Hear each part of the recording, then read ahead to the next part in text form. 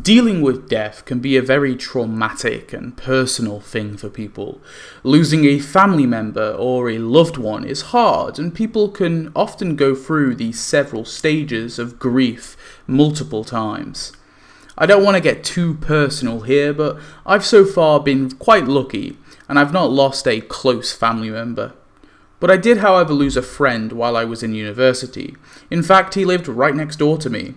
This death of a friend was pretty hard, but what made it harder is we had so much in common, and I feel like we didn't spend enough time with each other. Sure, we did hang out from time to time, but I felt there was more that I could have learned from him.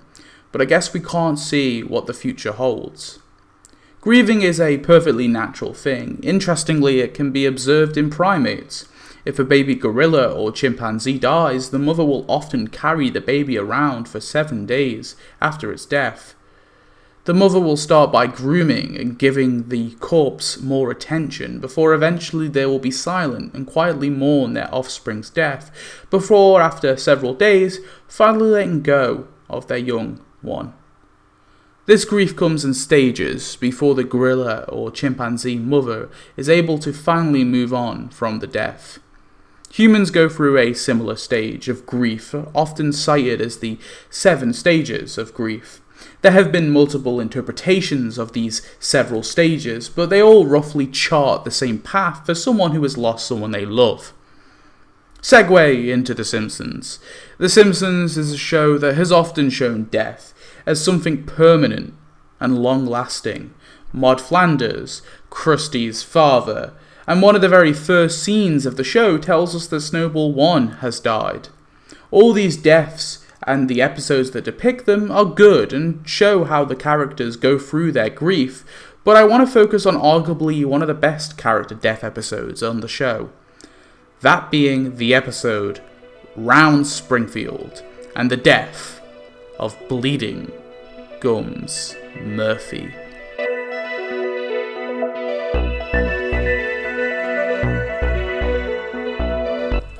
Bleeding Gums Murphy was at this point an established character. Sure, he was a guest star and not a regular character, but he had appeared in a fair few episodes before his death, most notably his debut episode, Moaning Lisa, where Lisa first meets him and draws inspiration from him. We see throughout the show that Bleeding Gums Murphy has become a hero to Lisa. She idolizes him, and her music style follows his. In the episode Round Springfield, after Bart has his appendix removed, Lisa walks off to hear the sound of a saxophone coming from one of the other patients' rooms, and of course, she follows it to find Bleeding Gums Murphy. Bleeding Gums is in the hospital, he has no visitors, and he's fallen on hard times from an addiction to Fabergé eggs, likely a sad acknowledgement to many musicians suffering from some form of substance abuse. Bleeding Gums Murphy plays with Lisa to help her with her upcoming school recital. Bleeding Gums tells her that she'll knock him dead and hands Lisa his sax. Lisa thanks him for this gift and she goes to her recital and takes charge of the band and pleases the crowd. She goes to tell Bleeding Gums Murphy about her achievement, but when she goes back to the hospital, she finds, sadly, he has passed away that night. This is where the first stage of grief should kick in, and it's often cited as denial, but Lisa doesn't really deny his death. She instead is just in a state of grief and shock. We see her crying on the bridge and in her room, so maybe we could take the first stage not as denial, but instead Lisa's shock at his death. The second stage of guilt comes when Lisa is in her room. This is the pain and guilt. Lisa is mad at herself because she didn't tell Bleeding Gums Murphy that he was her hero. This here is the guilt, obviously, blaming herself. He died not knowing how she felt, and Lisa feels guilty because of this. Lisa tries getting wisdom from Grandpa, but that doesn't help either, and then the pain comes later at the dinner scene. Lisa is sad and is unable to eat properly after she begins to process Bleeding Gums Murphy's death. The first stage, anger and bargaining, starts when Lisa attends his funeral and no one else shows up for it. And the Reverend Lovejoy doesn't even say his name right and doesn't even know his profession, barely knows anything about the man, and Lisa is angry that none of the town really know who Bleeding Gums Murphy was. She's mad that no one else knows his name, his talent, and is mad that people don't see him like the special person that she did. There isn't much bargaining here, but it's certainly anger that she's expressing at the town, anger formed from the pain of Murphy's death.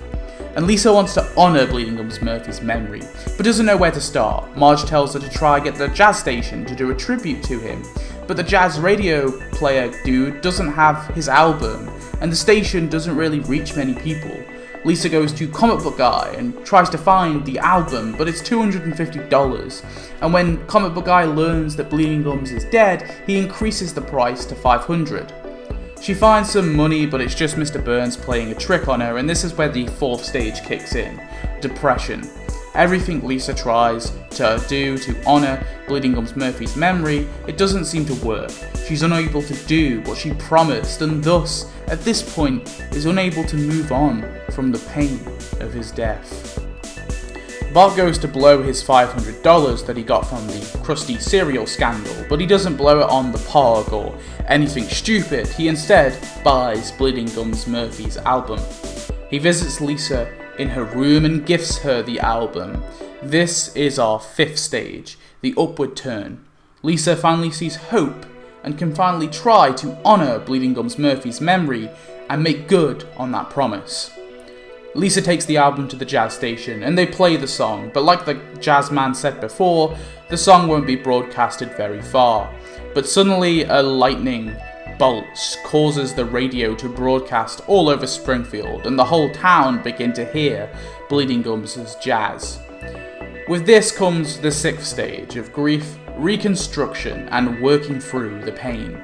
Lisa is able to reconstruct her life now. She has honoured her hero and turned this grief into positivity and music. Then we get the sixth stage. This is the sweetest stage of the grief cycle and definitely the sweetest stage of the episode.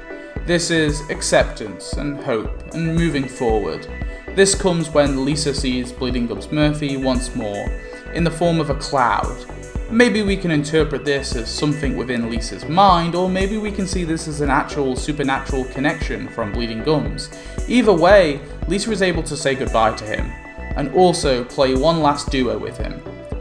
Lisa can use this experience now to be able to move on, and using his inspiration to trickle down into her music career going forward. Death is always a horrible thing, but it's something we cannot avoid, so we must learn to be able to process it. Round Springfield and the death of Bleeding Gums Murphy shows us a reflection of how we move on and how we grieve for those we love when they go. I think this episode is honestly forgotten sometimes, but it's truly a beautiful piece of art that portrays that grief we all will inevitably face. Bleeding Gums Murphy still makes cameos to this day, but sadly his voice actor, Ron Taylor, himself passed away in 2002. But Ron Taylor and Bleeding Gums Murphy will always be remembered as a staple of the show and a staple of Lisa's character.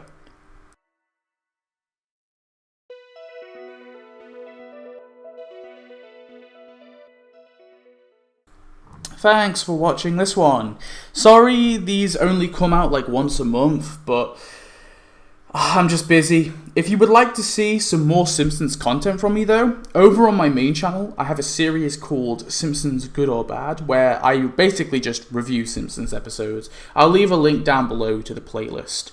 I don't expect you to sub to that channel, because I do a lot of random Simpsons stuff and Walking Dead stuff on that channel. It's a bit of a mess, I can't lie.